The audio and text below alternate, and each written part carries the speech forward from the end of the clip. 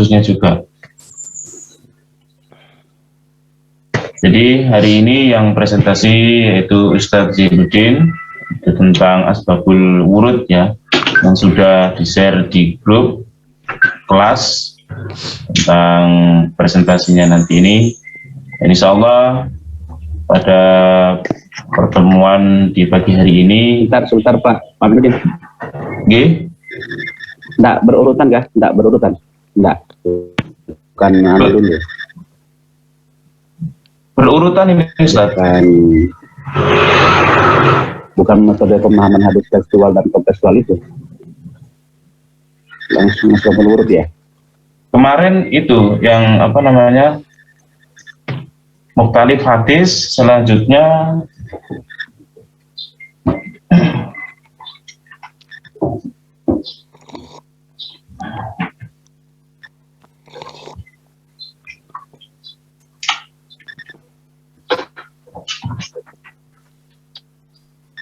memang betul Ustaz, urutannya asbabul wurud. Setelah itu apa? RPS-nya itu. Setelah asbabul wurud, pemahaman hadis tekstual dan kontekstual. Setelah ini. Oh iya. Oh iya. Oke. Ya, monggo. Oke. Selanjutnya Ustadz Zainuddin, saya persilahkan dengan Ustadzah Emilia untuk menjadi moderator pada perkuliahan di pagi hari ini. Saya ucapkan terima kasih. Assalamualaikum warahmatullahi wabarakatuh.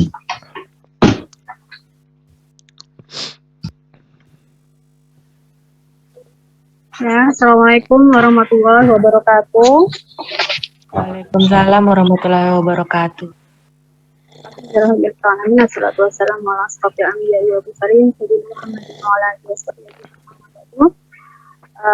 Saya di sini sebagai moderator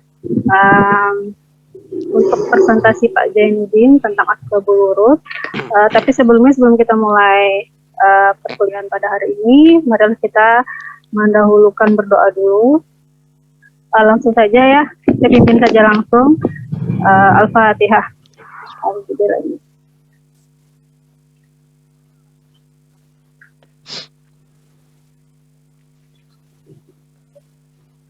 Amin.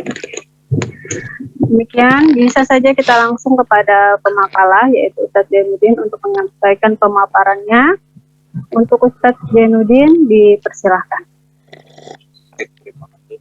Assalamualaikum warahmatullahi wabarakatuh. Waalaikumsalam warahmatullahi wabarakatuh. Mohon maaf Ustadz Zainuddin, suaranya kurang keras. Mungkin mic-nya bisa didekatkan di sumber suara. Oke, terima kasih. Jelas ya? Oke, siap. Oke. Berkenan materi saya hari ini singkat saja langsung karena juga tadi terlambat kita. Untuk makalah hari ini adalah mengenai asbabul wurud al-hadis. Jadi saya akan share screen.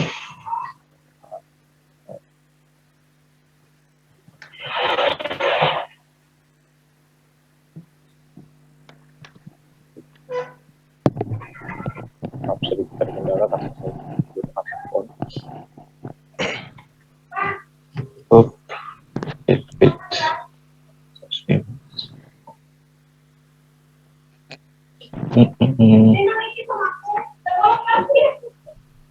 Untuk materi lengkapnya sudah saya share juga di grup, dan untuk yang materi PowerPoint-nya pun sudah saya share.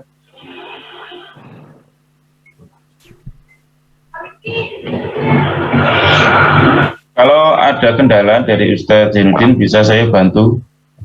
Oh, udah bisa. Udah masuk. Jadi materi saya mengenai asbabul wurud seperti biasa. Karena saya juga banyak kekurangan, saya sebelumnya maaf jika memang ada kesalahan dalam materi saya. Dan di sini kita langsung saja kita masuk ke pengertian asbabul wurud. Secara etimologis asbabul wurud dari dua kata, yaitu asbab dan al-wurud. Nah, asbab sendiri berarti bisa diartikan segala sesuatu sebab atau segala sesuatu yang dapat menghubungkan kepada sesuatu yang lain. Sedangkan kata wurud merupakan bentuk dari kata warada yaridu, berarti datang atau sampai. Itu secara bahasa. Selanjutnya secara sederhananya banyak pendapat dari ulama, tetapi saya simpulkan secara sederhana dapat diartikan bahwa asbabul wurud adalah sebab-sebab datangnya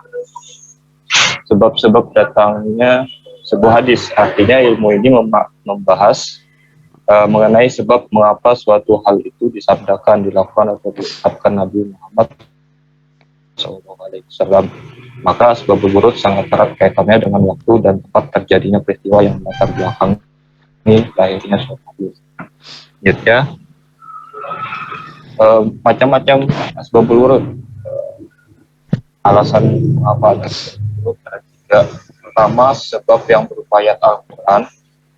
Yang kedua, sebab yang berupa hadis. Dan yang ketiga, sebab yang berupa perkara yang berkaitan dengan para pendengar di kalangan sahabat. Lanjut. Untuk sebab yang berupa ayat, kita langsung kasih contohnya.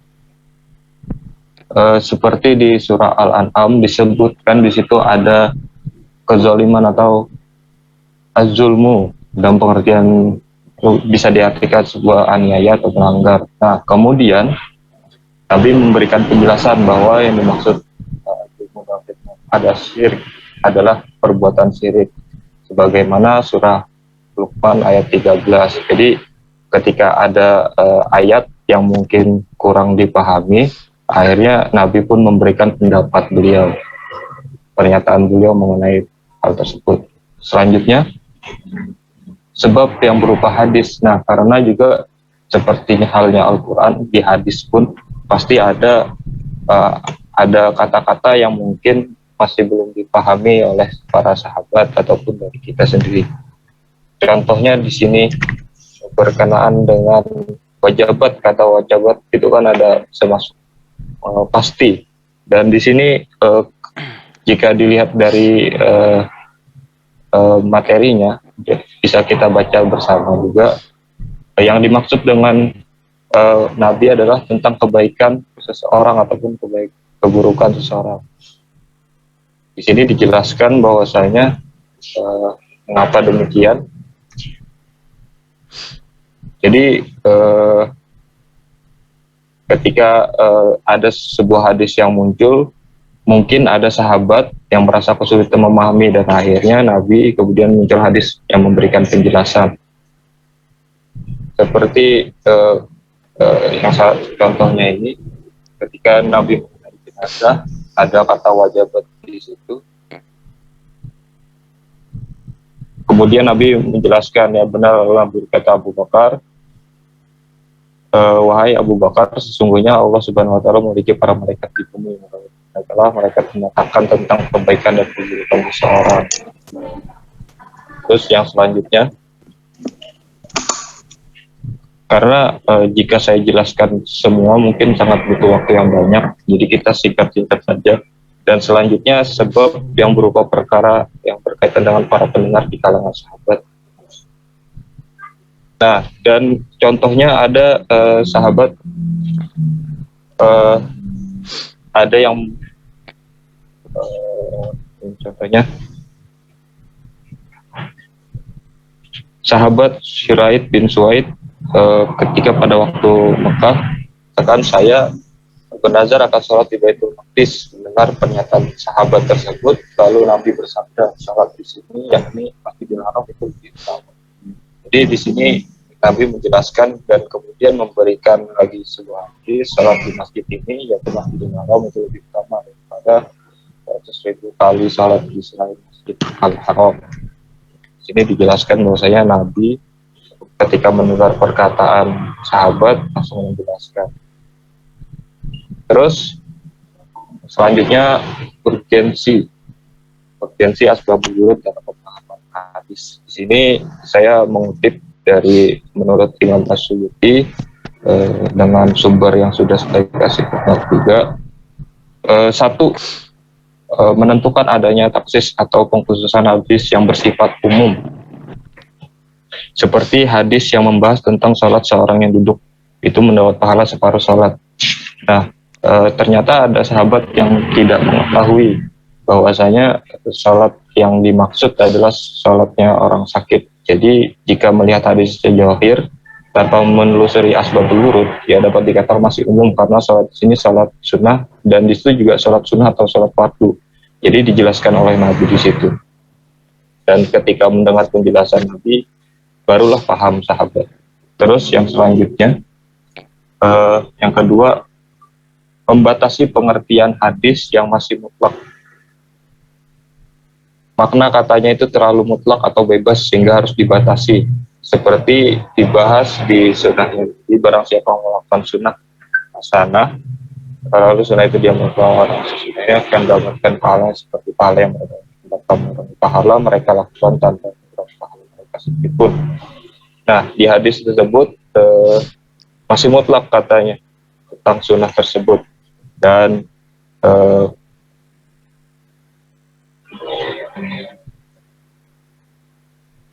setelah ditinjau melalui asbabul wurud, baru diketahui bahwa sunnah yang dimaksud dalam hadis adalah sunnah yang hasanah. Dan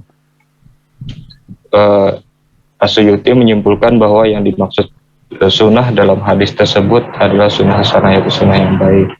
Jadi ketika ada kata yang terlalu mutlak atau bebas, sehingga perlu dibatasi maknanya, sehingga tidak kemana-mana pembahasan. Terus yang ketiga, mentafsir, memerinci hadis yang masih bersifat global. Seperti contohnya cara azan, ketika sahabat berdiskusi mengenai bagaimana baiknya menyerukan sholat, dan akhirnya dapatlah cara azan. Tetapi ketika itu Rasulullah memberikan lagi, azan kan cuma azan gimana, terus Rasulullah memberikan lagi biar lebih jelas kepada Bilal agar mengenapkan azan dibaca 2 kali dan mengganjilkan iqamah dibaca 1 kali.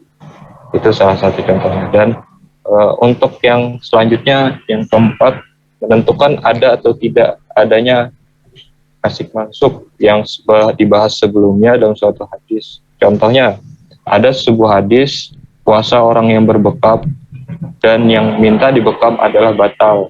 Dan hadis selanjutnya, tidak batal puasa orang yang muntah, orang yang bermimpi, keluar sperma, dan orang yang berbekap. Nah, di sini kan ada 2 hadis yang berbeda dan bertentangan. Kemudian menurut pendapat Imam Syafi'i dan Ibnu Hazm, hadis pertama sudah dihapuskan dengan hadis yang kedua karena hadis yang pertama datang lebih awal daripada hadis yang kedua, jadi sesuai waktunya. Dan yang selanjutnya menjelaskan sebab-sebab ditetapkannya suatu hukum. Nah, seperti halnya Al-Quran, hadis pun bisa memperjelas lagi sebuah hukum. Contohnya ada hadis yang melarang minum melalui langsung dari teko ke mulut. Dan selanjutnya ada hadis lagi, dijelaskan lagi kenapa dilarang tersebut, karena pernah kejadian seorang laki-laki minum dari mulut ke teko lalu seekor ular ikut masuk ke dalam perutnya. Maka Rasulullah SAW melarang minum dengan langsung dari mulut teko tersebut. Itu alasan beliau menyampaikan dan dijelaskan lagi, dan akhirnya ada hukum karena di situ ada mudaratnya. Terus yang selanjutnya, yang keenam, menjelaskan maksud suatu hadis yang masih muskil atau sulit dipahami. Pastinya ketika ada sebuah perkataan, mungkin kalimat, mungkin banyak yang masih sulit dipahami. Seperti seperti contohnya yang saya masukkan di sini, barang siapa yang dihisab pada hari kiamat, maka ia akan diazab. Terus ada sahabat yang bertanya, wahai Rasulullah SAW, bukankah Allah berfirman, maka ia akan menghadapi hisab yang mudah. Beliau mengutarakan surah Al-Insyiqaq ayat 8. Nah, terus Rasulullah bersabda, ayat itu bermaksud tidaklah ia dihisab, melainkan amalnya yang diperlihatkan. Barang siapa yang diperlihatkan hisabnya pada hari kiamat, maka ia akan mendapatkan azab. Jadi ketika Nabi menyampaikan sesuatu, ada sahabat yang tidak memahami dan seperti ada penjelasan di Al-Quran juga, akhirnya Rasulullah menjelaskan lagi, dan itulah sebab urut. Nah, dari keenam hal itu berdasarkan apa yang telah disebutkan sebelumnya dapat dilihat bahwa fungsi asbabul wurud sangat urgent karena sangat memberi pengaruh yang besar dalam memahami hadis tanpa mengetahui secara lebih detail kehendak dan benar. Jadi sangat sulit ketika kita tidak paham asbabul wurud. Dan yang selanjutnya di sini sebelumnya saya mohon maaf karena sebenarnya yang mungkin yang dimaksud ada perintis, tetapi saya hanya menemukan para ahli hadis yang telah banyak menggunakan dan kitab-kitabnya. Satu, Asbabul Wurud Al-Hadis karya Abu Hafs Al-Ukhbari, terus Asbabul Wurud Hadis karya Abu Hamid Abdul Jalil Al-Jabari, terus yang ketiga Asbabul Wurud Al-Hadis karya Jalaluddin Abdurrahman As-Suyuti, terus Al-Bayan wa At-Ta'rif karya Ibnu Hamzah. Di situ kitab-kitab menurut sumber yang saya dapatkan membahas mengenai, memang banyak memperdalam mengenai asbabul wurud. Dan terakhir saya simpulkan asbabul wurud al-hadis merupakan konteks historitas yang melatar belakangi munculnya suatu hadis. Ia dapat berupa peristiwa atau pertanyaan terjadi pada saat hadis itu disampaikan di Sallallahu dengan lain ungkapan asbabul wurud adalah faktor-faktor yang melatar belakangi munculnya suatu hadis. Asbabul wurud mempunyai peran penting untuk memahami maksud suatu hadis secara lebih baik. Dan saya mohon maaf jika memang materi saya kurang lengkap ataupun ada yang salah, saya mohon ditanggapi dan berikan masukan. Dan jika ada pertanyaan mungkin nanti moderator akan buka sesi tanya jawab. Mungkin itu saja yang saya sampaikan. Kurang lebihnya mohon maaf. Saya akhiri. Assalamualaikum warahmatullahi wabarakatuh. Waalaikumsalam warahmatullahi wabarakatuh. Ya, itu tadi pemaparan dari pemakalah Ustaz Zainuddin tentang asbabul wurud, yang mana ini maksud asbabul wurud tadi adalah sebab turunnya hadis. Itu tadi sudah dijelaskan tentang pengertian macam-macam asbabul wurud, sebab-sebab, kemudian urgensinya, ya, secara garis besar. Mungkin ini akan menimbulkan pertanyaan bagi teman-teman. Jadi saya akan membuka seperti biasa 2 sesi pertanyaan. Yang pertama, sesi pertama yaitu 3 pertanyaan, kemudian sesi kedua adalah sama 3 pertanyaan. Langsung saja sesi pertama. Untuk pertanyaan pertama, siapa yang ingin menyampaikan pertanyaannya, dipersilahkan.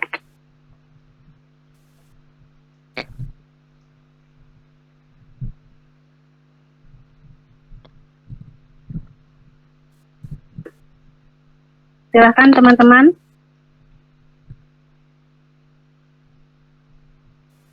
Tentang asbabul wurudnya bisa ditanyakan. Ya, Ana saja. Oh ya, silakan Ustazah Merantika. Oh ya, terima kasih. Yang di sini yang saya belum pahami itu ialah kan asbabul wurud ini kan mempunyai peranan yang sangat penting karena dapat menghindarkan dari kesalahpahaman dalam menangkap maksud suatu hadis. Namun permasalahannya tidak semua hadis itu memiliki asbabul wurud. Untuk yang mempunyai asbabul wurud itu bisa dikatakan tidak masalah dalam memahami maknanya karena bisa mengacu pada asbabul wurud yang ada. Tapi yang di sini saya belum pahami bagaimana hadis yang tidak memiliki asbabul wurud. Di makalah itu kan kalau hadis yang tidak memiliki asbabul wurud itu bisa melalui pendekatan historis atau sosiologis. Nah, itu lebih spesifiknya itu seperti apa? Terus yang kedua, mungkin suatu hadis itu sebenarnya punya asbabul wurud, akan tetapi tidak kita temui pada kitab-kitab yang membahas asbabul wurud. Atau asbabul wurudnya itu pernah dibukukan, tapi kitab itu hancur atau hilang dalam perjalanan sejarah. Nah, itu menggunakan metode yang seperti apa? Seperti itu. Terima kasih. Oke, baik.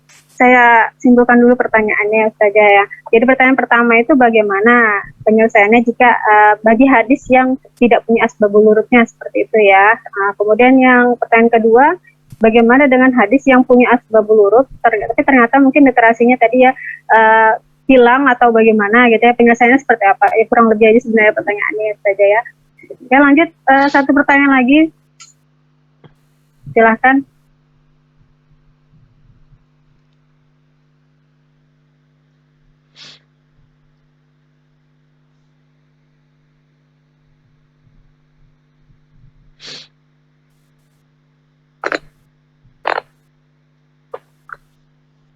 Ayo teman-teman, ada yang mau menambahkan pertanyaan?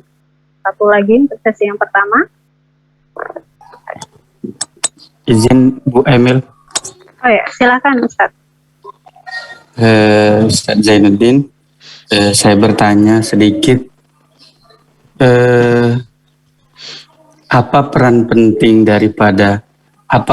daripada asbabul wurud ini, atau begini aja, memiliki peran nggak asbabul wurud ini di dalam menentukan kesahihan atau kedhaifan hadis itu? Itu aja Ustaz. Bisa ulangi, jadi untuk menentukan suatu hadis dhaif, hasan atau sahih, itu kan ada beberapa kriteria. Nah, seberapa penting asbabul wurud ini di dalam penentuan itu? Adakah dipakai juga kah atau tidak? Itu aja Ustaz. Ibu. Oke, jadi pertanyaannya tentang peran asbabul wurud terhadap hukum hadis tersebut ya, apa sahih atau yang lainnya seperti itu ya Ustaz ya. Bisa langsung saja kita serahkan kepada Ustaz Zainuddin untuk bisa menjawabnya. Silahkan Ustaz Zainuddin. Ya, baik. Tadi pertanyaan ada 3. Ini saya sampaikan menurut saya ketahui saja. Jika memang ada kesalahan, nanti mungkin Ustaz dan Ustazah bisa mengampuni. Mohon maaf, mic-nya Ustaz didekatkan. Mic. Ya, mic-nya itu kecilan suaranya. Jangan. Iya. Baik, mohon maaf. Jadi untuk pertanyaan pertama, bagaimana hadis yang tidak ada asbabul wurudnya? Ya, tidak ada tiba-tiba ada. Dan rata-rata hadis yang tidak ada asbabul wurudnya itu hal yang berkenaan dengan bukan sebuah seperti misalnya akhirat dan sebagainya yang tidak ada di dunia, yang tidak diperdebatkan masalahnya karena tidak terlihat.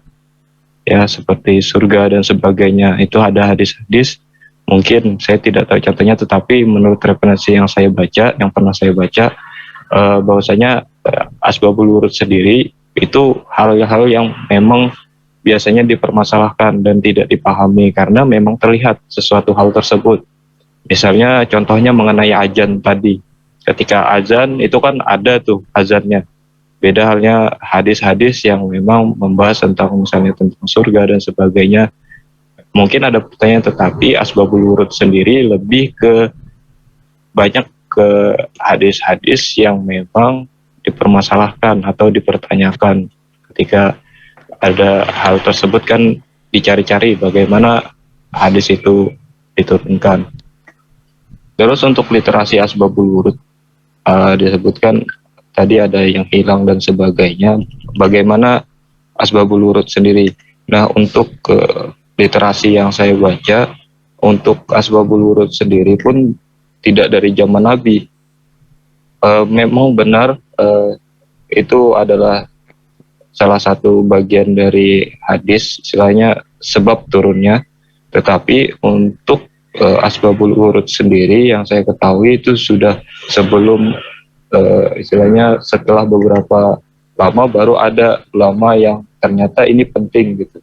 Dan akhirnya adalah seperti yang di bagian terakhir ada kitab-kitab yang memang membahas mengenai asbabul wurud itu. Tapi saya tidak tahu kapan pastinya awal mula asbabul wurud karena saya sendiri tidak menemukan Ya mungkin ada Ustadz dan Ustazah yang mengetahuinya, tapi saya jujur saya tidak ingin menyampaikan yang saya tidak ketahui berkenaan dengan literasinya. Itu ada beberapa ulama-ulama terdahulu yang memang membuat kitab tersebut, menyusun kitab tersebut. Nah, dan pertanyaan terakhir, peran asbabul wurud ini seberapa penting? Apakah menjadi syarat-syarat hadis gitu ya? Menurut saya dan menurut referensinya juga untuk syarat-syarat hadis pun tidak ada disebutkan asbabul wurud, tetapi dengan ada asbabul wurud sendiri bisa menjelaskan bagaimana sebuah hadis itu diturunkan atau kenapa alasan hadis itu keluar, bukan menjadi syarat-syarat, tetapi menjadi faktor-faktor yang melatar belakangi munculnya suatu hadis.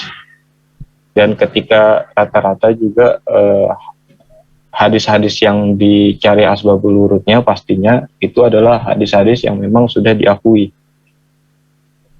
karena sudah ilmu asbabul wurud hadis pun istilahnya tidak jauh ketika Nabi itu ketika dibukukan pasti belum ada asbabul wurud, tetapi menurut pendapat ulama mengenai asbabul wurud ini pastinya ada beberapa waktu gitu, ada beberapa jarak ketika akhirnya oh ternyata ini penting, seperti asbabun nuzul Al-Quran, bahkan tidak hanya hadis Al-Quran juga pasti banyak hal-hal yang akhirnya seperti dibukukan, ditambahkan dan sebagainya mengenai penulisan dan sebagainya.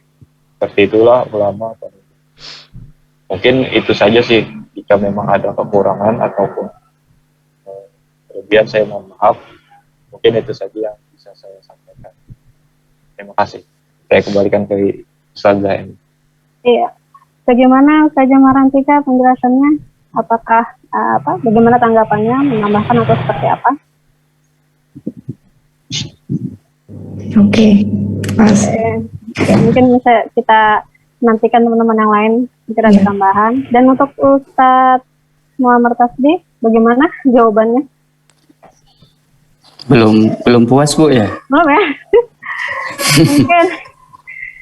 Jadi begini, muncul pertanyaan baru. Lebih mendahulukan meneliti kualitas hadis itu, baru habis itu hadis gitu ya. Karena tidak mungkin. Ini saya tadi setelah mendengarkan beliau menjelaskan, muncul pertanyaan baru. Jadi kira-kira ulama kita dulu itu meneliti hadisnya itu, kualitas hadisnya dulu, baru habis itu meneliti mukhtaliful hadis, meneliti tentang asbabul wurud untuk sampai kepada suatu pemahaman yang mendekati pemahaman yang dimaksud oleh Nabi gitu ya.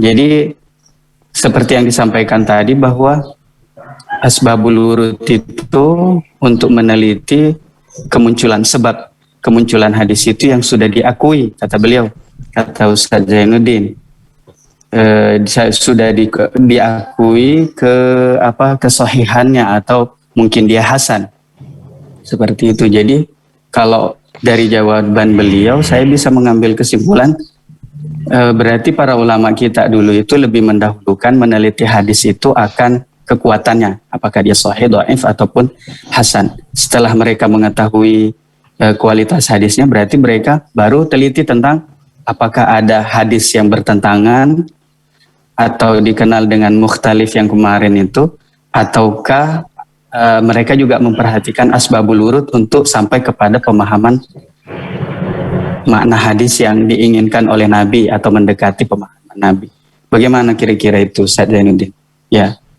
Saya ingin menyampaikan lagi, mungkin saya salah menyampaikan atau salah tanggapan berkenaan dengan yang saya maksud tadi, bukan menghilangkan, bukan tidak penting ketika kala itu karena kan pada zaman dulu pun tidak ada disebut asbabul wurud, pada zaman pengumpulan hadis pun tidak ada disebut asbabul wurud. Munculnya asbabul wurud itu jauh-jauh hari, oleh beberapa ulama hadis ketika mengatakan bahwasanya ini penting menjadikan sebuah ilmu yang dipisahkan sehingga bisa lebih menjelaskan. Mungkin seperti itu menurut yang saya sampaikan tadi, bukan dalam artian ketika itu menjadi bahan pertimbangan juga mungkin ya, tetapi karena saya kurang mendalami mengenai hadis, di sini juga disebutkan bahwasanya tadi ada hadis-hadis yang memang, mohon maaf, materi saya ini memang sedikit kurang dan juga pemahaman yang saya kurang, saya maaf. Tetapi yang ingin saya sampaikan bahwasanya pastinya pada zaman dahulu karena tidak mungkin adanya di materi saya ini mengenai asbabul wurud ketika tidak ada ulama-ulama yang memang mendapatkan hadis tersebut, sehingga dijelaskan lagi menurut jika kita melihat sejarahnya, ya kan di situ disebutkan historis ketika kita melihat sebuah sejarah hadis.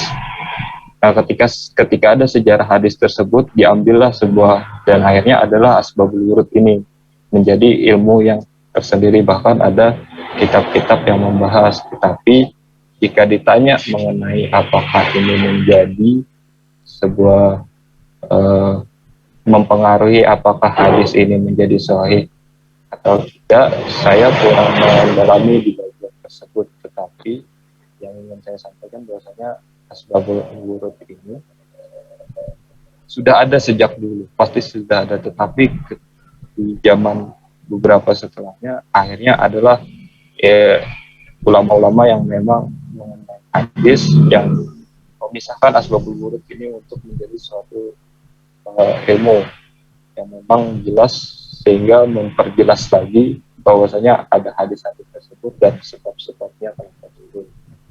Mungkin yang saya tangkap seperti itu yang saya baca, tapi jika memang kesalahan saya maaf. Itu saja sih. Mungkin ada ustadz-ustadz lain yang ingin menyampaikan pendapat dan referensi bacaannya. Terima kasih. Ini Ustadz, mungkin saya coba nambahin atas pemahaman saya sih. Kalau dilihat dari urgensi yang dijelaskan tadi sama Ustadz Wahidin, urgensi asbabul wurud itu kan menjelaskan ilat atau sebab-sebab ditetapkannya suatu hukum. Artinya bisa disimpulkan, bisa jadi asbabul wurud ini perannya sebagai peran pendukung gitu, peran pendukung dari segala cara untuk memahami hadis. Nah, asbabul wurud ini adalah peran pendukung. Itu kan jelas itu menjelaskan kembali isi matan dalam suatu hadis yang tadi ya umum jadi khusus ya. Itu bisa dilihat dari asbabul wurud. Sepertinya begitu sih kalau ditanya perannya itu seperti apa ya. Kalau saya sih menyimpulkan sebagai pendukung lah dalam memahami hadis. Mungkin ada teman-teman yang lain pendapatnya, silahkan. Mungkin Ustadz Aminuddin boleh, Ustadz Sofyan, Ustadz Kausar, silahkan.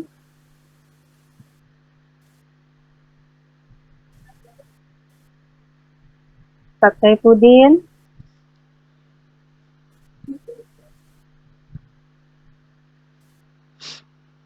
Bagaimana Ustadz Muhammad?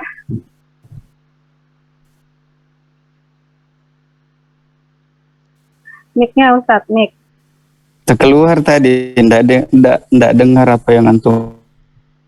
Saya kah? Saya. Pas dengar antum langsung ke. Oh ya, saya ulangin ya. Mohon maaf. Saya ulangin Iya. ya.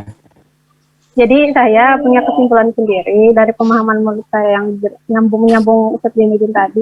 Tadi kan pertanyaan perannya seperti apa sih asbabul wurud itu? Kalau dilihat dari urgensi asbabul wurud yang sudah dijelaskan, saya menyimpulkan bahwa perannya itu sebagai peran pendukung untuk memahami matan hadis. Nah, contoh kan situ kan menjelaskan ilat sebab-sebab ditetapkan suatu hukum. Jadi misalnya hukumnya hadisnya itu sahih. Nah, asbabul wurud ini menguatkan atau menjelaskan sebabnya kenapa hadis itu sahih misalnya. Oke, itu mungkin. Ya. Ya, bisa diterima insya Allah.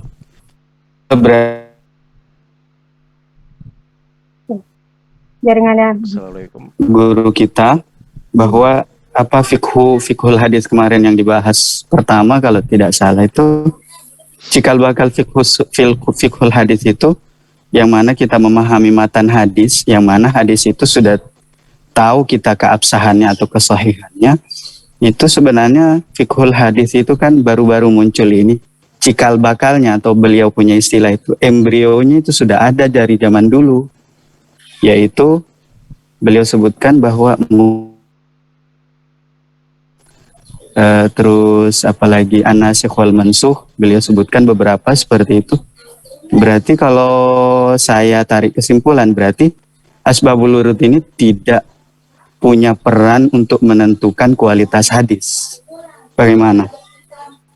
Itu dari diskusi kita ini ya saya sampai kesimpulan pada hal itu.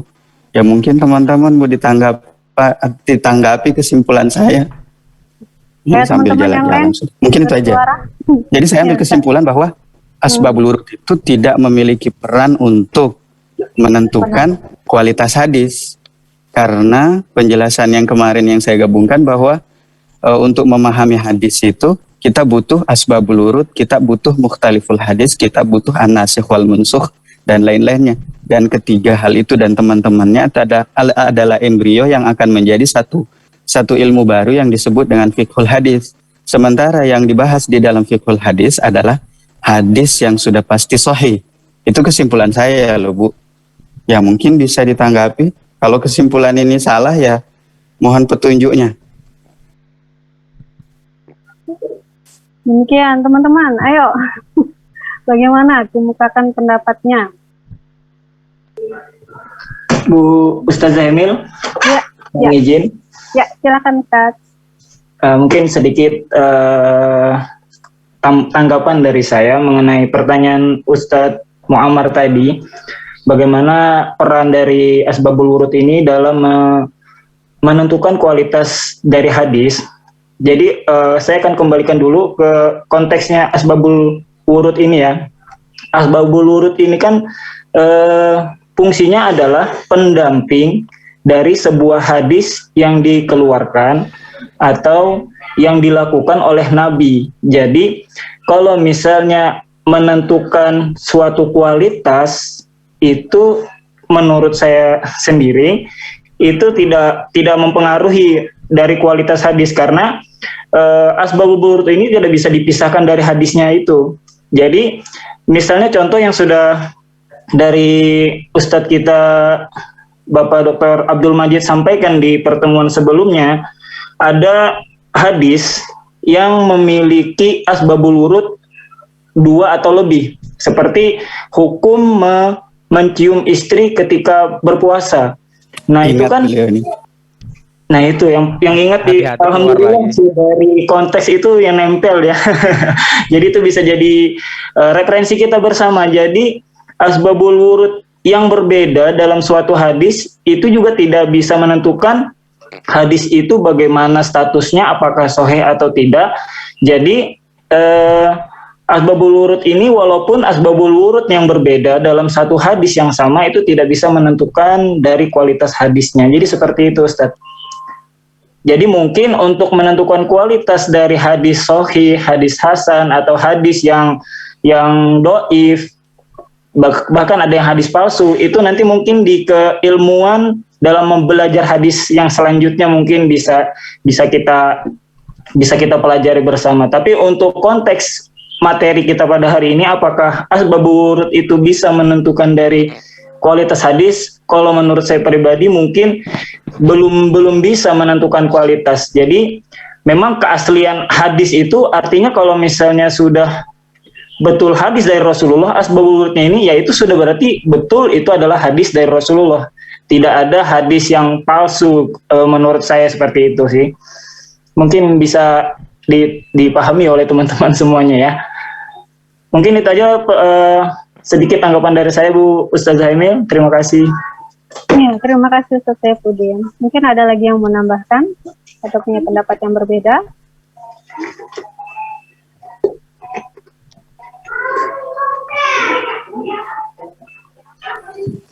Ya Bu, Ya. berarti saya sudah dapat satu pendukung.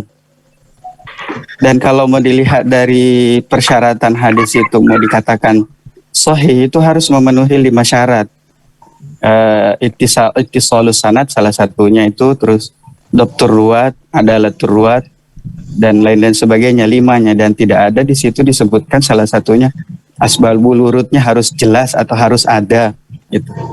Jadi tidak bisa ditarik itu untuk menentukan kualitas hadis. Itu kesimpulan saya. Ya, Bu. Oke, jadi sampai sini saja dulu tentang ini ya, pertanyaan Ustaz Muhammad, nanti bisa dilanjutkan oleh Pak Dokter.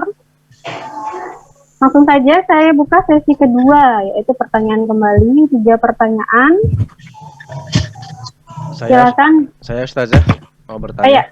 Ya, silakan Ustaz Bisma. Oke, Assalamualaikum warahmatullahi wabarakatuh. Waalaikumsalam. Saya tadi mendengar dari Ustadz Saifuddin yang hadis cium-cium itu jadi takut sendiri karena takut nanti keluar lagi nih kita nih, bahaya gitu. Oke, saya mau bertanya, ada 2 pertanyaan Ustadz Zainuddin. Yang pertama, apakah dulu ketika Imam Hadis mengumpulkan hadis, Imam Muslim, Imam Bukhari itu apakah sudah satu paket dengan asbabul wurudnya gitu, ataukah asbabul wurud itu datang di belakangnya? Lalu yang kedua, apakah di saat ini ilmu asbabul wurud sudah final? Apakah sudah final ataukah masih bisa berkembang atau didapatkan lagi penjelasan tentang asbabul wurud dari hadis-hadis yang belum ada asbabul wurudnya? Mungkin seperti itu pertanyaan dari saya, semoga bisa dipahami. Assalamualaikum warahmatullahi wabarakatuh. Waalaikumsalam. Lanjut saja pertanyaan selanjutnya.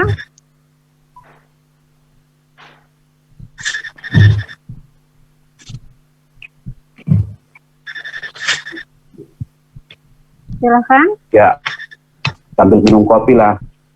Minum kopi, sarapan. Iya. Silakan. Ingat Pak Kausat, bikin kopi. Mantap. Mayan kopinya Pak Kausat.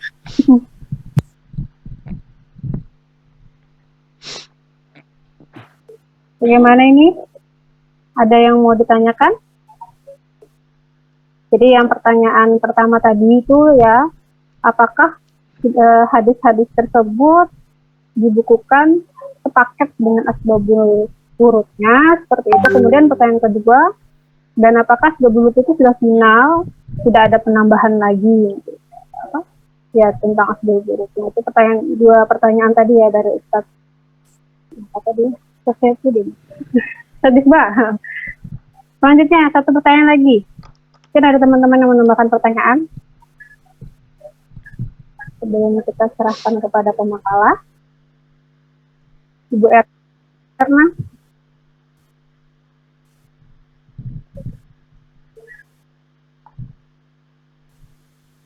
Oke, sambil menunggu langsung saja ya, kita serahkan kepada pemakalah untuk menjawab 2 pertanyaan ini. Silakan Ustaz Zainuddin. Baik, terima kasih. Terima kasih pertanyaan Ustaz Bisma. Pertanyaan pertama, apakah sepaket ketika mengumpulkan hadis, apakah sudah ada asbabul wurudnya gitu ya? Jika kita perhatikan lagi, karena di sini juga ketika mengetahui asbabul wurud pastinya berkenaan dengan sejarahnya dan juga sebab keluar. Dan pastinya ketika mengumpulkan hadis pastinya mengetahui hadis itu dapat di mana, dari siapa, bagaimana, pastinya dijelaskan di situ. Dan di sini juga ada contoh yang memang asbabul wurudnya dijelaskan, itu penjelasan Nabi ketika ada suatu hadis dan lainnya ada hadis yang lain gitu, karena Nabi menjelaskan. Nah, apakah sepaket?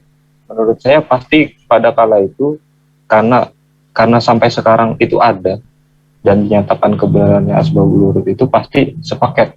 Tetapi penyebutan asbabul wurud sendiri atau dipisahkan itu mungkin jauh-jauh hari ketika ini penting untuk dipisahkan sehingga menjadi penguat. Saya baca seperti itu. Dan apakah final hasilnya apakah sudah ini pertanyaan kedua, apakah finalnya apakah asbabul wurud sendiri bisa berubah? Untuk hadis-hadis mungkin hadis-hadis yang sahih sudah jelas mungkin, ya kan? Sudah jelas, sudah final.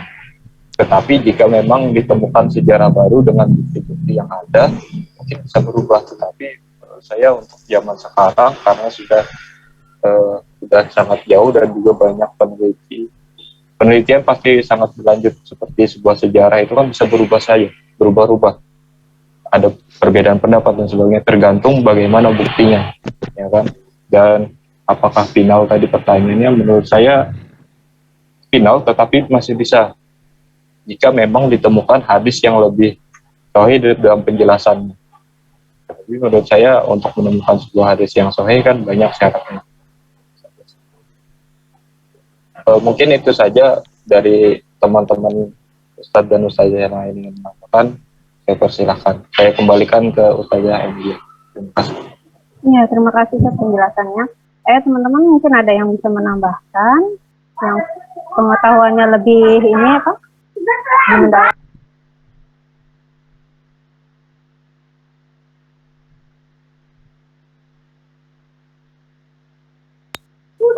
Mungkin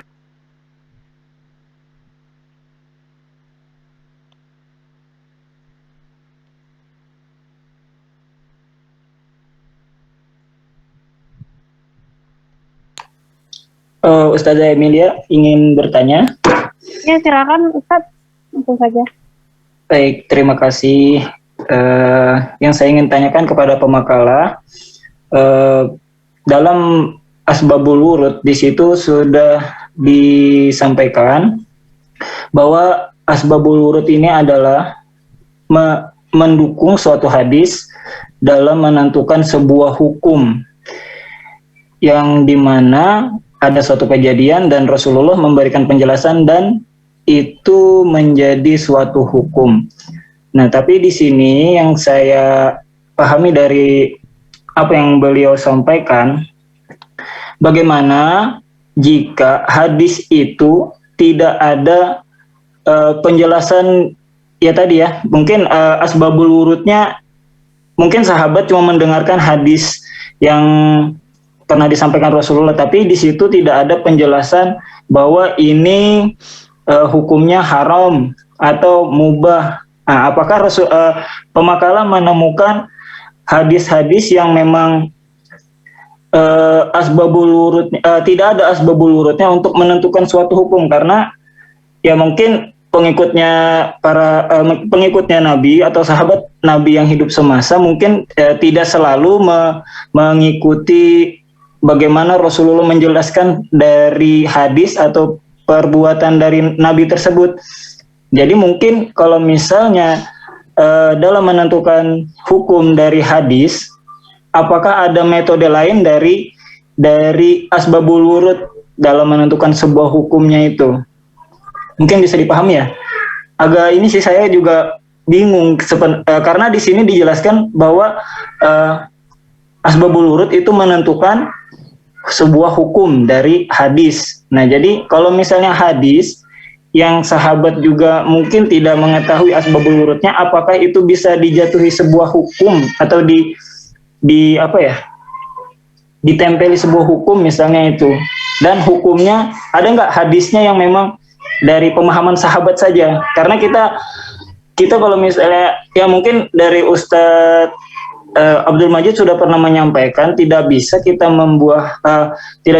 mengetahui dari maksud Nabi tersebut dalam menyampaikan hadis atau melakukan perbuatan, itu hanya Nabi saja yang tahu, tapi kita cuma melakukan pendekatan-pendekatan supaya bisa memahami atau mendekati apa yang dimaksud oleh Nabi.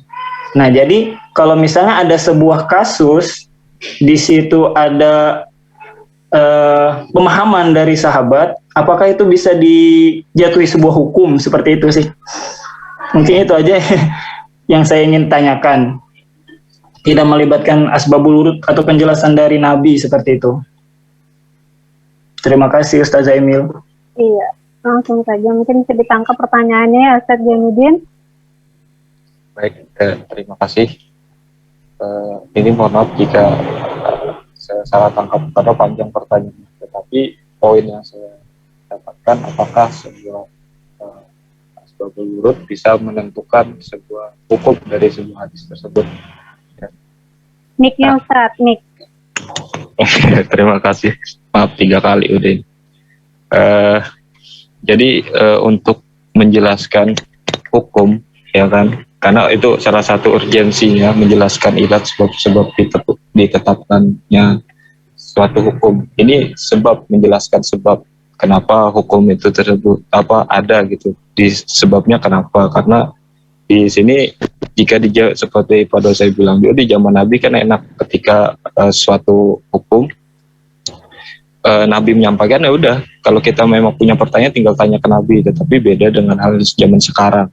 Nah, di sini di Asbabul Wurud sendiri itu memang mengambil dari banyak dari perkataan Nabi, perbuatan Nabi mengenai, makanya di sini ada nih di poin di halaman 11 poin 5 menjelaskan ilat sebab ditetapkannya suatu hukum, dikasih contoh. Di situ mengenai yang minum tadi langsung dari teko. Di situ kan Nabi yang langsung, itu kan sudah jelas Nabi melarang, ya kan? Penjelasan Nabi sudah di situ ada hadis yang melarang dan dijelaskan lagi. Dan jika ditanya apakah asbabul wurud itu yang bukan asbabul wurudnya yang membuat hukum, tetapi asbabul wurud menjelaskan bagaimana Nabi memberikan sebuah hukum pada hadis tersebut. Nah, untuk ditanya jika di zaman sekarang itu kan masih ada tuh yang mungkin ada hadis-hadis yang jelas. Nah, di situ kan kita sumber hukum tidak hanya hadis, ada Al-Quran, ada hadis, pendapat ulama juga bisa dikatakan masuk sebuah dasar hukum. Nah, disitulah kita zaman sekarang. Tetapi untuk dikatakan apakah asbabul wurud yang menentukan sebuah hukum, menurut saya tidak sepenuhnya, karena pada akhirnya juga Nabilah juga yang menentukan hukum tersebut di dalam sebuah hadis yang dijelaskan di sini. Dan jika memang ada hadis-hadis yang tidak ada kejelasannya, dan itulah ulama akan menyampaikan pendapatnya. Menurut saya seperti itu, tidak sepenuhnya asbabul wurud bisa memberikan, karena ada juga hadis yang sudah jelas, tetapi asbabul wurud lebih memperjelas dari sebuah hukum tersebut. Dan Ustadz tadi juga Ustaz Saifuddin juga menjelaskan mengenai pendekatan-pendekatan kan. Nah, di situ juga mengenai hukum. Karena asbabul wurud sendiri lebih menjelaskan bagaimana alasan diturunkan, sehingga ketika ada hukum tersebut yang sulit dipahami dan akhirnya diperjelas lagi dengan adanya hadis lain. Dan di situlah fungsi asbabul wurud, urgensinya ketika ada sebab mengapa turun dan bisa jelas kenapa menjadi hukumnya seperti itu. Tetapi asbabul wurud bukan asbabul wurud yang menentukan hadis itu apa hukumnya, tetapi Nabi yang menentukan hukumnya. Karena yang kita bahas juga asbabul wurud ini kan berkenaan hadis yang di zaman dulu, bukan di zaman sekarang. Beda halnya jika di zaman sekarang, ketika memang ada yang diperdebatkan, itulah akhirnya ulama berpendapat. Mungkin yang saya tangkap dari pertanyaannya itu, dan jika ada kekurangan saya maaf. Mungkin ada Ustadz dan Ustazah lain yang ingin menyampaikan, saya persilakan. Saya kembalikan ke Ustazah Emilia. Iya, baik Ustaz. Mungkin ini waktunya agak ini ya. Tapi saya kasih satu kesempatan, mungkin ada teman-teman yang mau nambahkan dari ketiga pertanyaan tersebut. Silahkan.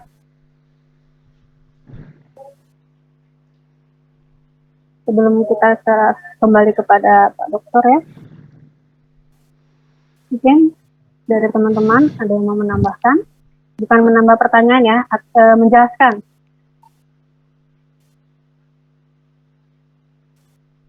Ya. Tidak ada? Baik, kalau gitu. Oh ya? Iya.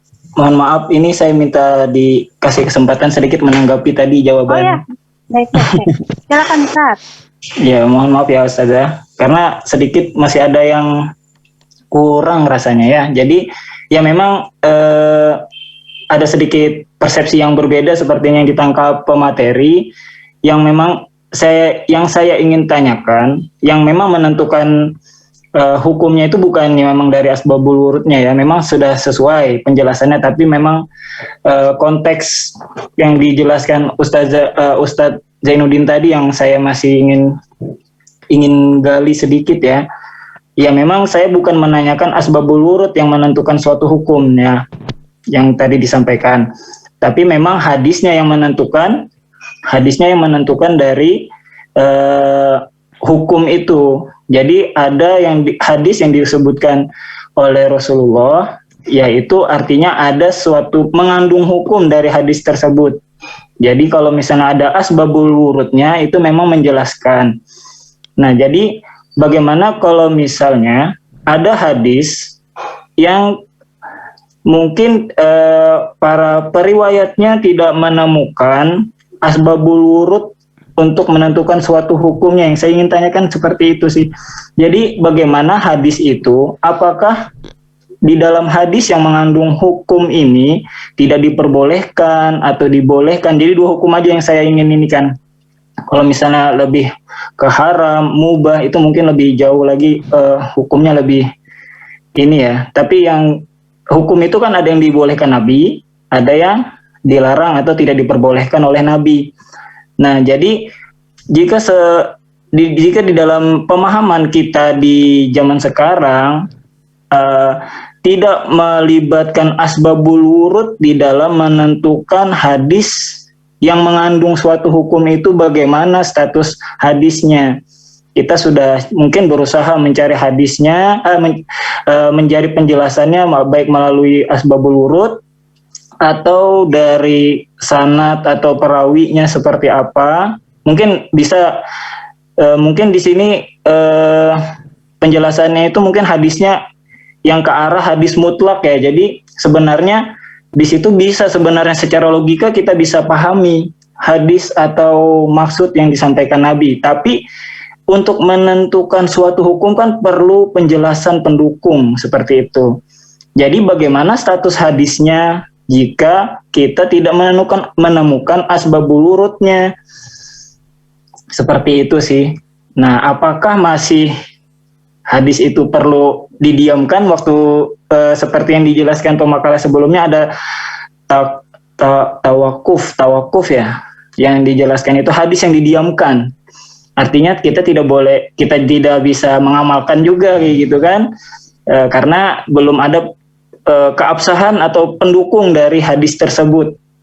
Nah, jadi apabila ada hadis yang tidak ada penjelasan atau asbabul wurud, seperti apa status hadisnya? Seperti itu sih Ustadz Zainuddin, mungkin bisa sedikit diberi pemahaman lebih lah kepada saya pribadi khususnya. Terima kasih Ustazah Emil. Iya, baik. Jadi kalau Ustadz Zainuddin mau ini menanggapi, ya silakan. Saya tanggapi sedikit. Sebenarnya dari penjelasan Ustadz Zainuddin tadi sudah menjawab, ya kan? Dan saya juga mohon maaf untuk sekarang belum menemukan contoh hadis yang memang di situ membahas tentang hukum, tetapi tidak ditemukan hukumnya, ya kan? Karena ketika zaman hadis disampaikan, Nabi pasti menyampaikan kenapa. Jelas kalau Nabi kan, maksudnya dalam artian jelas itu memang ada boleh atau tidak gitu kan, karena itu langsung dari Nabi berkenaan dengan apakah hadis yang seperti itu ada hukum. Hadis yang membahas hukum tetapi tidak hukumnya, saya tidak tahu apakah ada contoh hadis. Dan juga sudah dijawab tadi, ketika hadis itu memang mengenai hukum tidak jelas, ya udah dibiarkan, didiamkan dulu sampai ada penguat dari hadis tersebut sehingga bisa diamalkan. Mungkin itu saja sih. Terima kasih. Ya, baik. Untuk selanjutnya bisa kita lebih perdalam lagi ya pembahasan materi ini bersama dengan Pak Dokter. Mungkin bisa langsung saja ya Pak Ustadz Majid, Pak Dokter, untuk menyampaikan ini. Silakan Pak. Baik, terima kasih. Hari ini kita bahas tentang asbabul wurud ya. Jadi eh, di Al-Quran itu kan ada namanya asbabun nuzul ya. Untuk membedakan dengan Al-Quran maka digunakan kata wurud kalau terkait dengan hadis. Cuma tidak persis sama karena kan kalau asbabul wurud di hadis itu bisa betul-betul menjadi penyebab langsung terjadinya suatu hadis. Ya, artinya ada hukum kausalitas di situ antara penyebab dan sebab dan akibat. Karena ada sebab, misalnya ada pertanyaan, baru kemudian muncul akibat. Akibat itu adalah penjelasan dari Nabi. Kalau sebabun nuzul pada ayat Al-Quran, ini saya kira nanti akan dijelaskan di tafsir, tapi saya tidak tahu apakah memang sudah juga dijelaskan. Sebabun nuzul di Al-Quran itu ya bukan menjadi penyebab utama, karena Al-Quran itu qadim, sudah ada sebelum terjadinya sebab. Hal-hal yang kita sebut belakangan kemudian menjadi penyebab atau sebab, ya kan? Jadi misalnya maksud saya begini, Al-Quran itu kan azali, sementara yang kita sebut sebab penyebab turunnya ayat-ayat Al-Quran itu kan baru, karena nanti kemudian Rasulullah, nanti manusia itu ada, sedangkan manusia itu sendiri kan tidak azali. Bahkan nanti pada saat Rasulullah SAW diangkat menjadi Rasul, baru mungkin ada pertanyaan, ada peristiwa-peristiwa yang kemudian menyebabkan dalam tanda kutip turunnya ayat dari Al-Quran. Pertanyaannya, apakah peristiwa-peristiwa itu yang menjadi penyebab turunnya Al-Quran? Tidak, karena sebelum terjadinya penyebab itu Al-Quran sudah ada. Jadi nggak mungkin akibat itu ada sudah lebih dulu daripada sebab, ya kan? Jadi perlu dipahami ya ketika membahas tentang sebabun nuzul di Al-Quran. Jadi kalau makanya definisi para ulama kita itu tentang sebabun nuzul itu peristiwa-peristiwa yang terjadi baik sebelum atau sesudah turunnya sebuah ayat. Jadi bisa malah terjadi penyebab itu setelah turunnya ayat. Nah ini mungkin tidak masuk dalam logika kita, tetapi begitulah penjelasan para ulama bahwa apa yang terjadi di seputar turunnya ayat Al-Quran itu, ya seputar turunnya ayat Al-Quran itu ya bisa sebelum, bisa sesudah, tapi bisa membantu kita untuk mendekati pemahaman yang ini terhadap Al-Quran. Nah kalau hadis ada sebabul wurudnya, itu bisa menjadi penyebab langsung, kecuali memang hadis-hadis yang tidak memiliki sebabun nuzul dalam sebabul wurud dalam pengertian memang itu inisiatif langsung dari Nabi. Tapi yang kita pahami bahwa apapun yang dilakukan oleh Nabi itu adalah penjelasan terhadap Al-Quran. Dan penjelasan terhadap Al-Quran itu biasanya memang ada hal-hal yang terjadi di masyarakat sehingga Nabi kemudian merespon itu. Ya, karena itu bisa kita katakan bahwa sebab-sebab terjadinya suatu hadis dari Nabi, baik dalam bentuk ucapan, baik dalam bentuk perbuatan, baik dalam bentuk takrirnya Nabi, itu pasti ada sesuatu yang terjadi sebelumnya. Ada terjadi baik pertanyaan kah, perbuatan apa, hal-hal yang dilakukan oleh para sahabat dan sebagainya, sehingga Nabi kemudian merespon dengan hadisnya. Nah hal-hal itulah yang kemudian kita sebut dengan sebabul wurud. Ya, saya kira sudah dijelaskan tadi pemakalah bahwa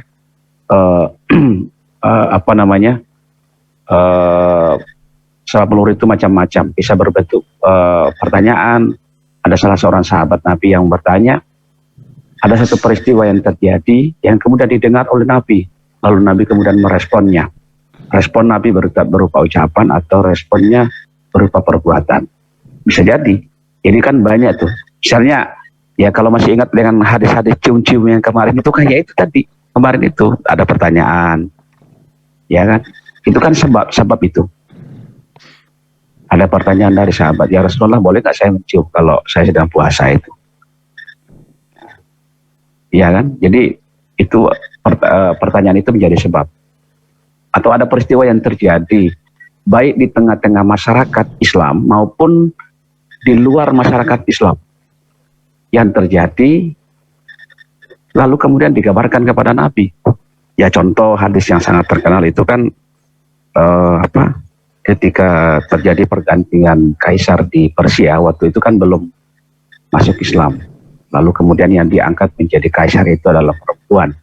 Karena konon pada saat itu sang kaisar tidak punya lagi anak laki-laki yang bisa menggantinya dia kaisar, sehingga perempuan yang diangkat jadi kaisar. Ya, Nabi mendengarkan itu, maka Nabi berkata, la yufliha qaumun wallau amrahum imra'atan. Tidak akan sukses suatu kaum kalau urusannya itu diurus oleh perempuan. Dalam artian mungkin ditafsirkannya ya dipimpin oleh perempuan. Ya mungkin jangan-jangan juga bisa dipahami kalau perempuan terlalu banyak mencampuri urusannya suaminya, bisa-bisa itu gagal untuk suaminya karena terlalu banyak campur tangan perempuannya, istrinya misalnya. Bapaknya suaminya kepala sekolah, istrinya cuma di rumah, tapi terlalu banyak campur tangan masuk ke dalam urusan suaminya. Hanya dibenci oleh guru-guru yang lain. Kenapa? Karena terlalu banyak campur tangan istri. Padahal istri kan terlalu orang di luar aja. Kadang itu ada kepala sekolah begitu. Jadi kadang guru-guru tahu, guru-guru yang lain tahu ini campur tangan istri. Akhirnya mendekati kepala sekolah itu ya melalui istrinya. Padahal itu banyak terjadi. Terlalu campur tangan istri masuk ke dalam urusan suaminya. Sebetulnya sang istri tidak secara struktural tidak ada dalam sistem itu. Tidak ada dalam struktur itu. Nah itu, jadi sababul wurud. Kemudian sababul wurud itu kan ada yang zahir, ada yang khafi. Yang zahir itu tadi saya katakan tadi, yang jelas kelihatan. Ada pertanyaan, ada peristiwa yang terjadi dan sebagainya. Tapi ada yang khafi. Khafi itu yang tersembunyi. Nanti setelah dianalisis hadis itu kemudian ketahuan bahwa oh ternyata Nabi mengatakan begini karena ternyata begini, ya kan? Ternyata begini. Misalnya gini, kembali ke hadis ciuman tadi. Ketika Nabi tidak membolehkan sang pemuda tadi mencium istrinya pada saat dia sedang puasa, padahal beliau membolehkan orang yang sudah berumur tadi itu kemarin untuk mencium istrinya pada saat sedang puasa. Pertanyaan sama tapi orangnya berbeda. Kepada orang yang sudah tua tadi itu Nabi menjelaskan alasannya mengapa boleh. Karena dia bilang pasti orang ini mampu mengendalikan dirinya. Mampu mengendalikan dirinya. Tetapi mengapa beliau melarang ya sang pemuda tadi, Nabi tidak menjelaskan. Tapi penyebabnya itu kemudian bisa kita lihat, bisa kita baca setelah kita membaca alasannya Nabi membolehkan orang yang tua tadi. Itu namanya as-sababul khafi, penyebab yang tersembunyi. Nah, dalam konteks ini sababul wurud itu hampir sama dengan ilat. Nah ini jangan bingung ya, jangan bingung, sedikit aja, tapi tidak usah dipikirin. Setelah ini aja, setelah pada saat ini aja, setelah itu jangan dipikirin. Ilat itu kan penyebab terjadinya satu hukum, ya kan? Penyebab terjadinya satu hukum. Dia dilarang mencium karena, karena apa? Karena dikhawatirkan nanti dia setelah itu minta yang lebih dari ciuman. Dia tidak mampu mengendalikan dirinya.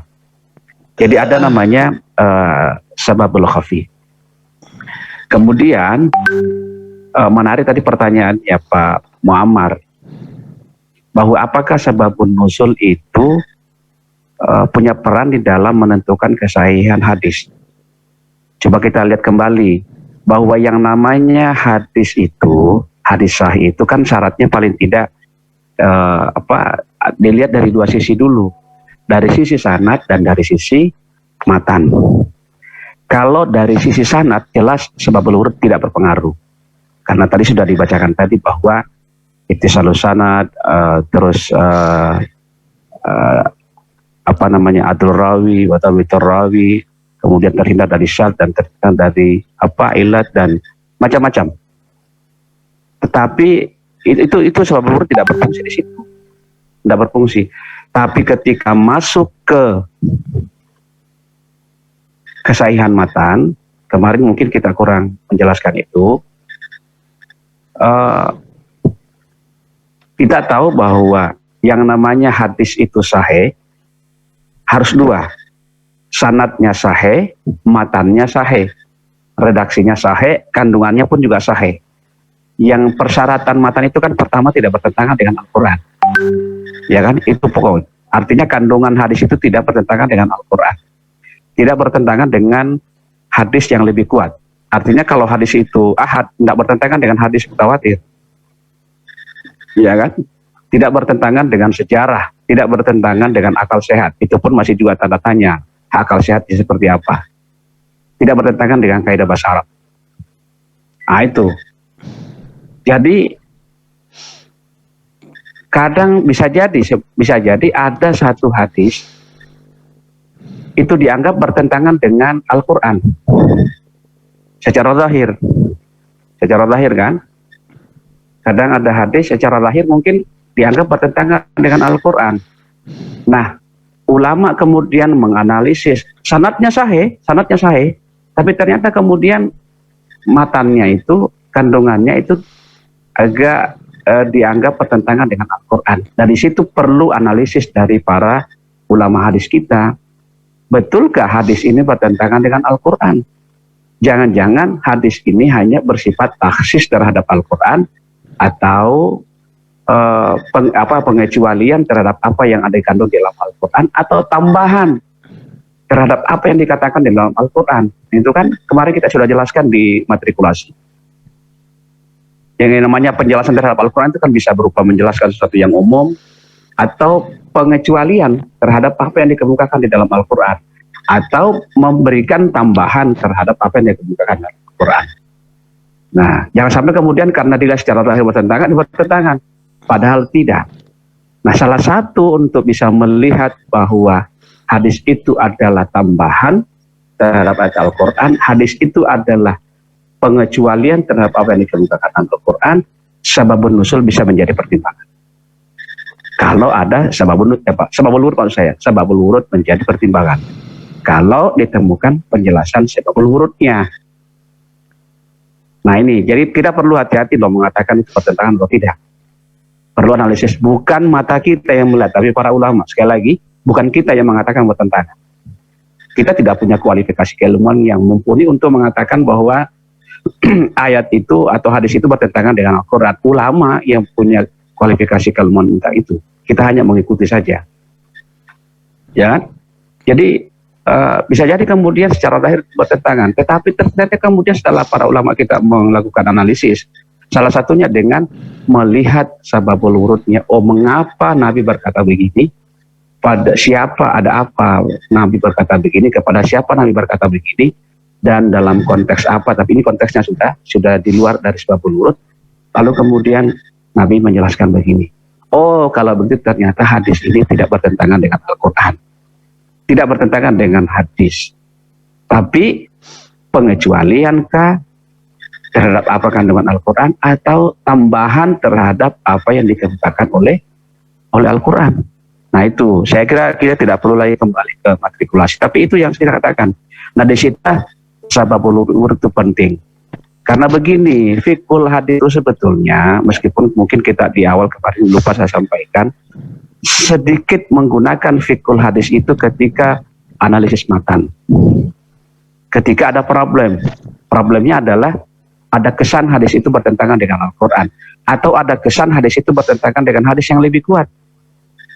Apalagi kan ulama kita berkata, termasuk Profesor Ismail yang kemarin saya katakan doktor dan profesor pertama di Indonesia di bidang hadis, beliau berkata bahwa kalau hadis itu sudah sahih sanadnya, lalu kemudian dianggap lemah matannya, itu terkadang lemahnya itu karena kemampuan peneliti, itu terkait dengan kemampuan peneliti.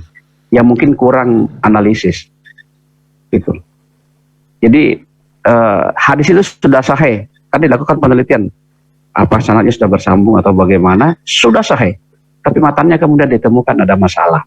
Nah, bisa jadi menurut Pak Sudi Ismail itu penyebabnya itu bukan dari hadisnya itu sendiri, tetapi sang peneliti yang mungkin kurang ini di dalam menganalisis sehingga kesimpulannya itu adalah dhaif, bahwa hadis itu dhaif. Jadi perlu pendekatan sababun nuzul salah satunya untuk mengkompromikan hadis yang disebut tadi bertentangan. Karena begini, kemarin kan kita sudah jelaskan tuh kemarin hadis yang mukhtalif, hadis yang terkesan bertentangan. Contoh misalnya tentang berbekam, ya kan? Tentang berbekam. Nabi mengatakan aftarul hajim wal mahjum. Batallah, atau orang yang berpuasa tadi sebetulnya sudah buka puasa itu. Karena dia sedang berpuasa, dia berbekam. Tapi kemudian Nabi berkata, aftarul hajim wal mahjum, yang batal puasanya itu bukan cuma yang dibekam, tapi yang membekamnya itu loh, yang tukang bekamnya itu juga dianggap batal puasanya oleh Nabi. Tapi ternyata ada hadis yang lain mengatakan bahwa justru Nabi pernah berbekam pada saat beliau sedang berpuasa. Jadi ini kan ada agak kesan kontradiksi ini.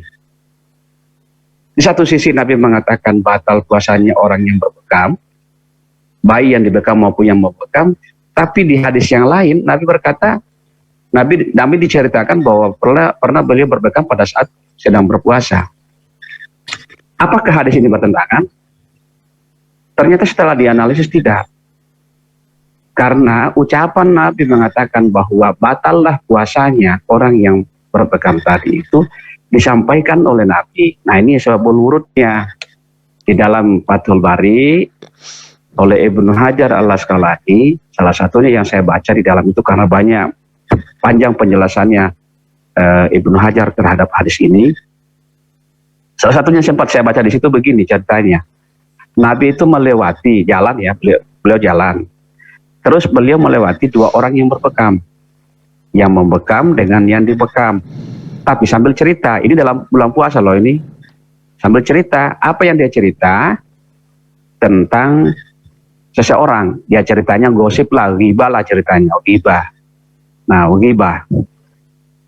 Mendengar dia cerita kayak gitu, lalu kemudian Nabi berjalan dan ngomong kepada sahabatnya yang lain, batal sudah puasanya orang itu. Baik yang membekam maupun yang dibekam. Kenapa? Karena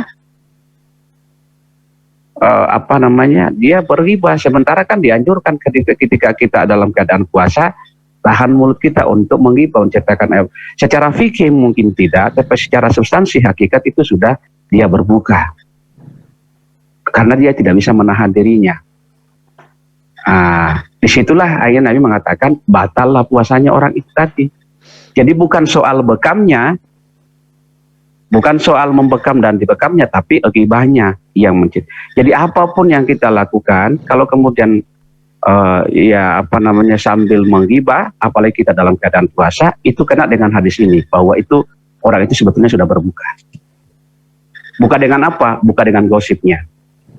Dia berbuka puasa dengan gosipnya itu tadi, ghibahnya. Akhirnya secara substansi hilang substansi puasanya.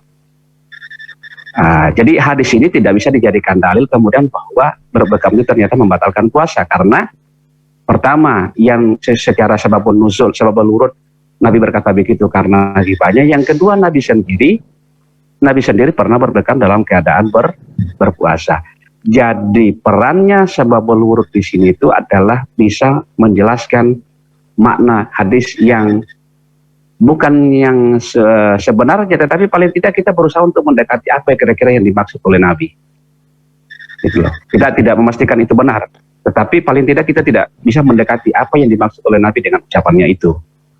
Karena begini, tidak usahlah kita ke hadis, kadang ucapan pejabat, ucapan guru, atau ucapan siapapun, kalau kita tidak tahu latar belakangnya, apa kronologisnya, hanya ucapannya saja yang kita dengar, itu karena kita salah paham. Tapi begitu kita mendengar cerita kronologisnya, oh ternyata itu maksudnya. Begitu juga dengan Nabi. Nah gitu. Nah, kemudian apakah sababul wurud ini berkembang searah dengan ini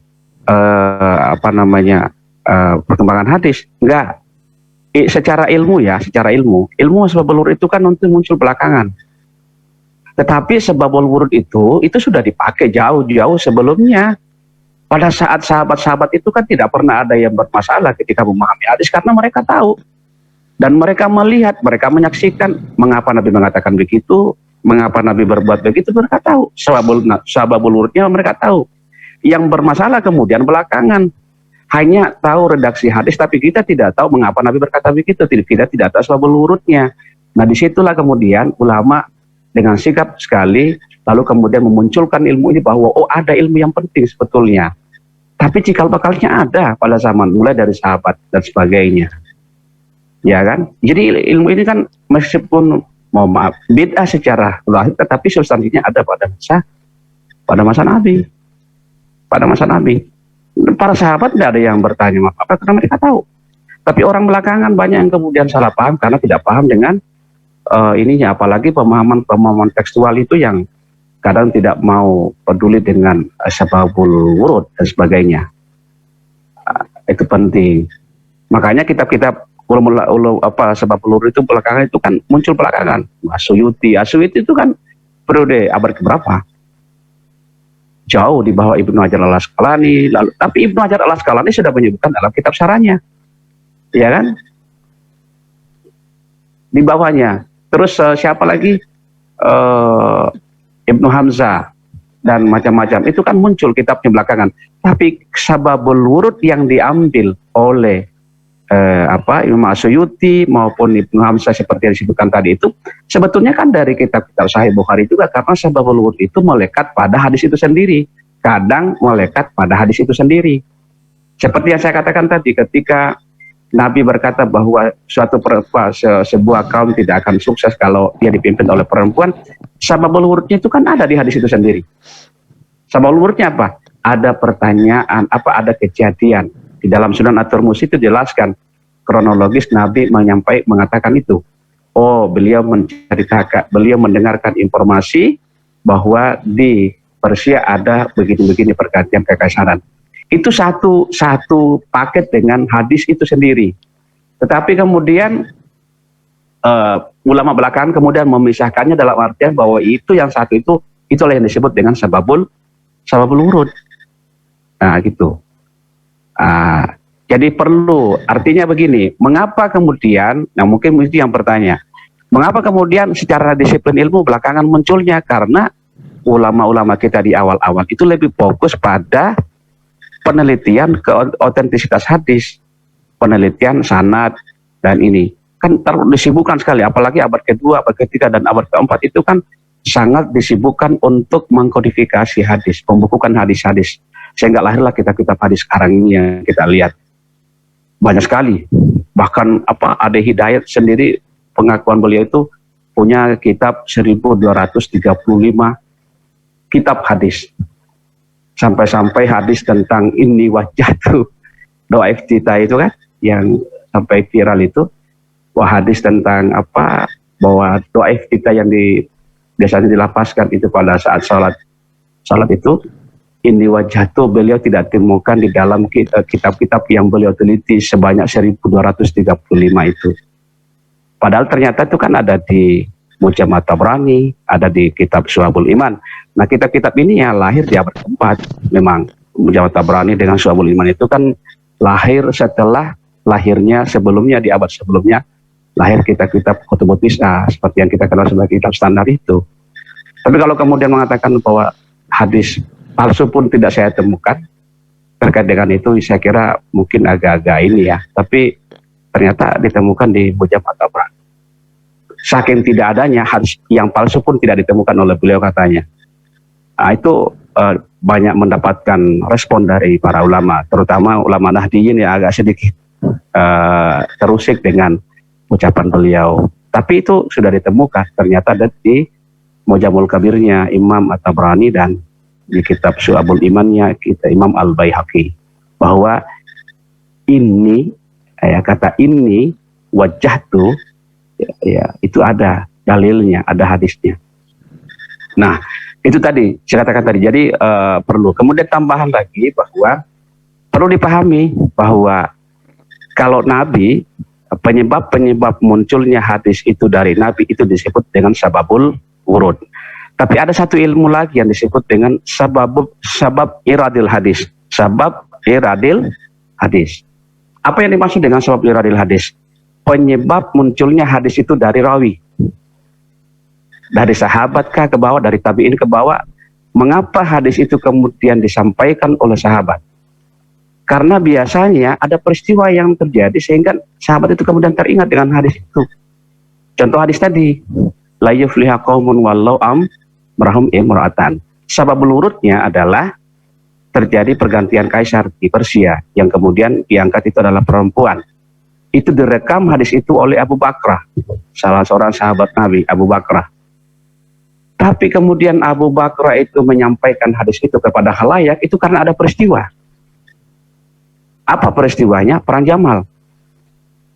Perang yang terjadi antara Ali bin Abi Thalib dengan Ummina Aisyah radhiyallahu anha. Yaitu perang yang terjadi antara Sayyidina Ali dengan Sayyidah Aisyah, istri Nabi. Jadi beriparan baku ini perang Jamal kan. Begitu melihat pasukan Aisyah yang dipimpin oleh Aisyah sendiri yang notabene adalah perempuan, lalu kemudian Abu Bakar memunculkan hadis itu. La yufliha qaumun wallau amrahum imra'atan. Tidak akan sukses satu kaum kalau dipimpin oleh perempuan. Nah, penyebab inilah kemudian yang disebut sabab iradil hadis. Sabab iradil hadis. Sebab-sebab keluarnya hadis atau tersodorkannya hadis oleh seorang rawi. Bisa jadi kemudian sebab-sebab iradil hadis belakangan kemudian muncul ke bawah sampai sekarang. Kenapa seorang ustaz kemudian menyampaikan hadis itu? Karena ada konteksnya. Pertanyaannya kemudian adalah bisa jadi maksud di dalam konteks dalam sababul wurud itu bisa berbeda dengan maksud di dalam sababul iradil hadis. Bisa jadi berbeda. Kalau Nabi menyampaikan itu respon terhadap apa yang terjadi di Persia. Tapi Abu Bakrah yang menyampaikan hadis itu bisa jadi politis jadinya. Bisa jadi politis. Karena apalagi kemudian Abu Bakrah itu diduga agak cenderung ke pihak Ali. Melawan, ini diduga, tidak bisa dipastikan. Lalu kemudian melawan kelompoknya Aisyah yang waktu itu memang dipimpin oleh Aisyah sendiri yang perempuan. Nah, jadi ada apa namanya yang disebut dengan sebab iradil hadis. Bisa jadi kita juga sekarang. Jadi hati-hati kemudian perlu betul-betul kita dengan kejernihan hati kita, jangan ada syahwat ketika kita kemudian menyampaikan hadis karena bisa kemudian disalahpahami. Konteksnya berbeda dengan apa yang ada pada masa Nabi yang maknanya bisa jauh, lalu kemudian kita menyampaikan hadis itu karena kita ada motivasi yang lain. Nah, itu sangat-sangat berpengaruh karena konteks yang terjadi sekarang itu lalu kemudian kita sampaikan hadis itu bisa mempengaruhi makna yang hadis itu yang kita sampaikan hari itu. Gitu. Nggak usah jauh-jauh. Ada kasus. Mungkin di antara Anda mungkin pernah ada melihat ungkapannya Presiden Turki. Siapa namanya Presiden Turki itu? Erdogan ya. Yang mengatakan begini. Karena tidak ada orang baik yang mau turun ke politik, maka politik diisi oleh para penjahat. Ya kan ada itu. Itu kan disebarkan di berbagai media sosial, baik Facebook maupun apa. Mungkin tidak ada yang tersinggung dengan kata-kata itu. Tetapi bisa jadi kemudian ada konteks yang terjadi, lalu kemudian ketika kita sampaikan ungkapannya Presiden Turki itu lalu menimbulkan mana? Ada pemilihan RT di kampung kita. Banyak orang yang nggak mau masuk. Tiba-tiba ada 1-2 orang yang maju. Lalu kita tampilkan kata-kata itu bisa menimbulkan ketersinggungan.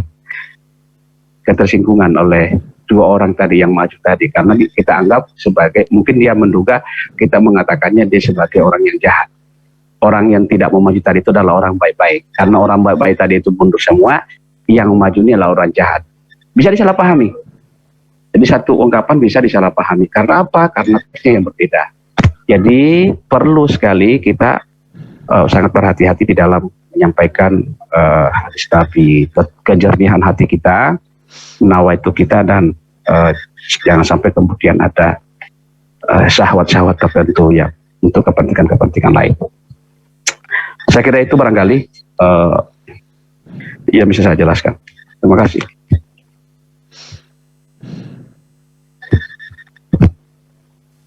Bisa kembali ke Pak Kosma, Pak Aminuddin.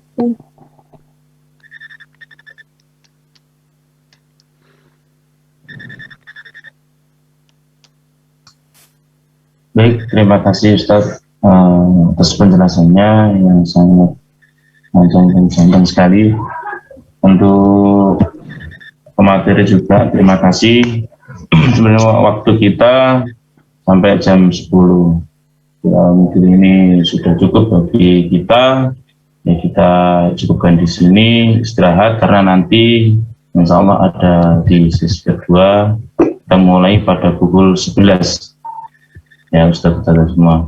Dan alhamdulillah ilmu yang kita dapatkan hari ini semoga menjadi ilmu yang bermanfaat, yang bisa kita amalkan, yang bisa kita pakai untuk kehidupan sehari-hari, sehingga mendapatkan rahmat serta hidayah dari Allah Subhanahu wa taala. Amin. Kita akhiri pertemuan pada siang hari ini. Sebelumnya terima kasih kepada Bapak Dr. Ustadz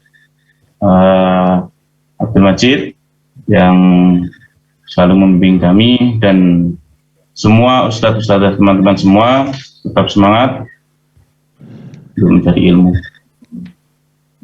Kita akhiri dengan membaca surat Al-Asr dan kafaratul majlis. A'udzubillahi minasyaitonir rajim. Bismillahirrahmanirrahim. Al-Asr innal insana lafi khusr illa alladziina aamanu wa 'amilus shaalihati wa tawasaw bil haqqi wa tawasaw bis sabr. Subhanakallahumma wa bihamdika asyhadu an la ilaha illa anta astaghfiruka. Kurang lebihnya mohon maaf. Assalamualaikum warahmatullahi wabarakatuh.